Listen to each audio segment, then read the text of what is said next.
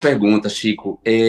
Sabe que todo mundo que está na política, acompanha a política, ou chega ao Congresso Nacional, repete uma máxima do finado Ulisses Guimarães, né? De que se você não está gostando desse Congresso, você acha que essa legislatura é ruim, espere pela outra. Então, ele tinha essa perspectiva pessimista em relação ao Congresso Nacional. Ao contrário, assim, eu sou uma pessoa que a minha concepção de política, eu já disse isso no documentário Entre os Homens de Bem, que é um documentário que foi lançado em 2015, que eu recomendo que as pessoas assistam, porque esse documentário que foi lançado em 2015, ele é o prólogo da desgraça, né? Ele é anterior à Democracia em Vertigem, e ele é o prólogo da desgraça, e ele mostra a ascensão e os métodos da extrema-direita já naquele momento. Então, nesse documentário, eu cito a Hannah Arendt falando sobre qual é sua concepção de política, e essa é a minha concepção de política. Política, para mim, deveria ser a fonte da vida boa. Porque a política deveria ser a mesa de negociação dos diferentes conflitos para dali nascer um consenso para o bem de todo mundo. Isso deveria ser a política. E a política, para ser a fonte da vida boa, pressupõe que você trabalhe com fatos, pressupõe que você trabalhe com argumentos, com conhecimento, né? Que você partilhe o mundo comum dos fatos. Quando isso desaparece, quando o mundo comum desaparece, o mundo comum dos fatos desaparece em nome das versões pessoais, em nome dos preconceitos, e isso tem acontecido nos últimos anos por causa das mídias sociais, das big techs, a política, como fonte da vida boa, se deteriora.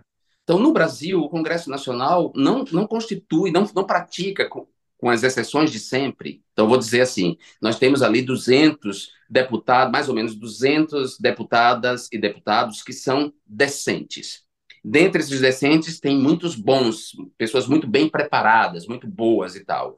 E tem 300 picaretas, né? 300 picaretas ou charlatães, mentirosos, que estão ali para servir aos interesses privados, aos interesses oligárquicos, aos interesses de corporações que financiaram suas campanhas e por aí vai. Então, nesse sentido, esse Congresso não consegue fazer da política a fonte da vida boa, senão a fonte da vida boa para si, para eles, né? Eu acho que o que a gente pode fazer nesse sentido, assim, é dar uma ênfase maior é, às eleições, como é que a gente fala, majoritárias qual é a outra expressão que a gente fala? Me ajuda aí, Legislativas, não. Thales.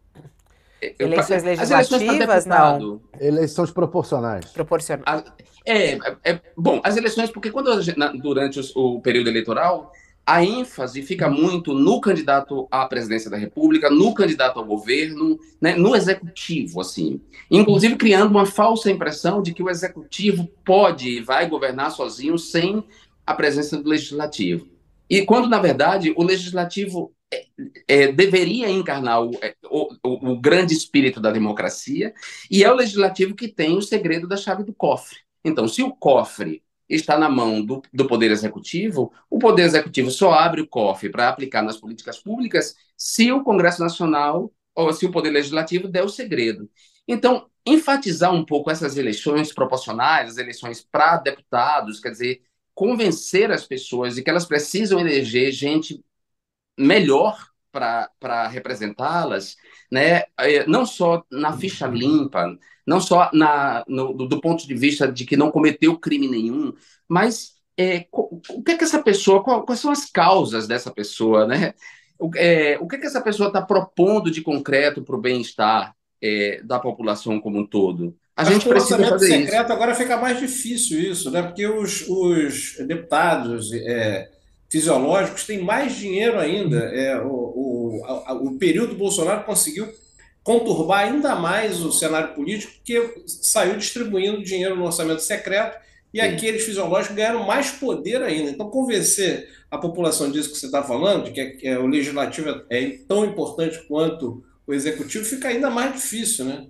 Fica difícil, mas não é impossível. Eu acho que a gente pode fazer uma campanha mesmo educacional, assim. Eu acho agora, por exemplo, que o Ministério da Educação, o Ministério da Cultura, o Ministério dos Direitos Humanos, o Ministério da Igualdade Racial, eu propus isso claramente ao presidente Lula durante essa conversa que eu tive com ele, a gente ficou mais de 3 horas juntos, eu já comecei a trabalhar antes de ter qualquer função. Mas eu propus isso para ele, por exemplo, que os ministérios todos se unissem num mês contra a desinformação. Cada um na sua área, claro, coordenado sei lá, pelo Ministério das Relações Institucionais, pelo Márcio Macedo, quer dizer, conduzisse uma semana contra a desinformação que envolvesse as escolas públicas, que envolvesse o Ministério da Saúde, no caso, para combater as mentiras contra a vacina, né, explicar às pessoas a importância da vacinação, do que é saúde pública, o Ministério da Ciência e Tecnologia, ou seja, uma grande ação interministerial contra a desinformação. Então, eu acho que nesse novo governo, que é um governo democrático, que não é um governo como o de Bolsonaro, que era um governo mafioso, um governo não só antidemocrático, como mafioso, com relações com estruturas de banditismo, como os traficantes de ouro das terras Yanomamis, né, os traficantes de madeira, ou seja, nesse novo governo, ainda que seja um governo de coalizão e tenha, sei lá, pessoas que a esquerda considere problemática, eu acho que esse governo pode fazer ações desse tipo, ações que criem uma vacinação moral e intelectual. A gente precisa de uma campanha de vacinação nas consciências. E essa campanha de vacinação, ela tem que ser feita dessa forma, em conjunto. Eu estou usando a metáfora da vacinação porque eu acredito que não só a repressão aos mentirosos, aos divulgadores de fake news, não só a repressão e nem só uma lei aprovada pelo Congresso Nacional vai conter a onda de desinformação, porque a desinformação ela tem um aspecto cultural, as pessoas aderem à mentira por questões subjetivas, históricas. Isso precisa ser compreendido para que a gente desenvolva uma ação que leve as pessoas a desenvolverem um espírito contra a mentira, contra a propaganda e contra a desinformação, que possa haver discernimento. Porque no momento o que está acontecendo é que as pessoas estão arrastadas para a cultura digital, inevitavelmente, todas as pessoas estão arrastadas para a cultura digital, sem a devida alfabetização digital, sem um conhecimento do que é a internet, o ambiente comunicacional da internet, como é que as plataformas funcionam, sem ter noção do que é um algoritmo, porque fala-se muito em algoritmo, mas as pessoas não sabem o que é um algoritmo, para elas é uma caixa preta, os aplicativos são caixas pretas, que elas não conhecem, elas só utilizam. Então, esse trabalho, além desse trabalho que eu sugeri ao presidente que fosse feito assim como de imediato, depois o Ministério da Ciência e Tecnologia, o Ministério da Educação, o Ministério da Cultura vão ter que trabalhar isso nas escolas, ou seja, a alfabetização, o letramento agora, ele não pode ser um letramento que não seja um letramento digital. Não se pode mais fazer um letramento anterior, o letramento da civilização da escrita, para depois as pessoas fazer um letramento digital. Não, até porque agora as crianças têm acesso a tablet muito novas, com 3 anos elas estão com tablet na mão.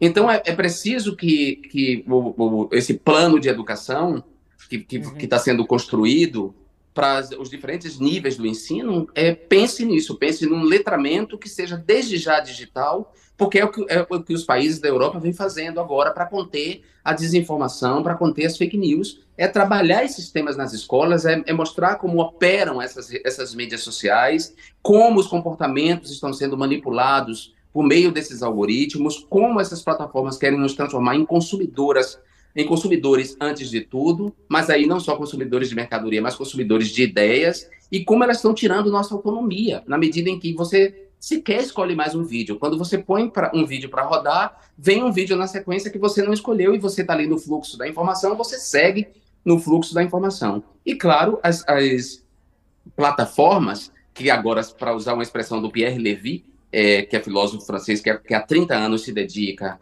a estudar essas novas tecnologias, ele chama de estados-plataformas. Né?